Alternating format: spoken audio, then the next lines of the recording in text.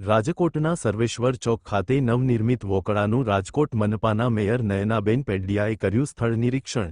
સ્થળ નિરીક્ષણ બાદ નયનાબેન પેડડિયાએ આપ્યું મહત્વનું નિવેદન. અહેવાલ સંજય પોપટ.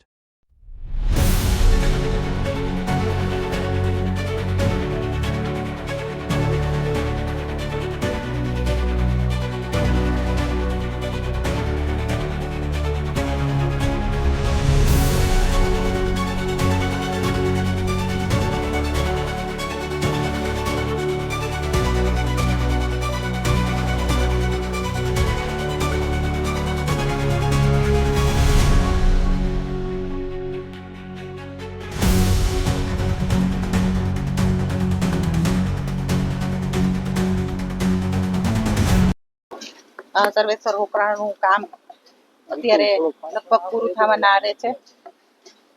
15 થી 20 દિવસનું કામ છે એ તાત્કાલિક ધોરણે પૂરું કરવામાં આવશે, કેમ કે 27 તારીખથી મંગલ ગણપતિ મહોત્સવની પણ જોરદાર તૈયારી કરવાની થતી હોય અને અહીંયા સર્વેશ્વર ચોકના ગણપતિ પણ બેસતા હોય ત્યારે સર્વેશ્વર ચોકની અંદર જે દુર્ઘટના બની હતી એ દુર્ઘટનાને કામ અત્યારે વોકળાનું છે એ લગભગ પૂરું થવાના આરે છે.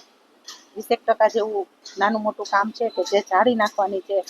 રાજકોટનો સૌથી મોટો હોકળો અહીંથી નીકળતો હોય એટલે સ્વાભાવિકપણે ભવિષ્યની અંદર પાછી કંઈ દુર્ઘટના ન બને તેના માટે થઈને જે ક્યાંય જાળી નાખવાની હોય, પતરા નાખવાના થતા હોય તો 20 દિવસનું કામ બાકી છે એ તાત્કાલિક ધોરણે રાત દિવસ એક કરી અને પૂરું કરવામાં આવશે. બેન, આપ મુલાકાત લીધી, કોઈ ખામી કઈ સામે આવી છે?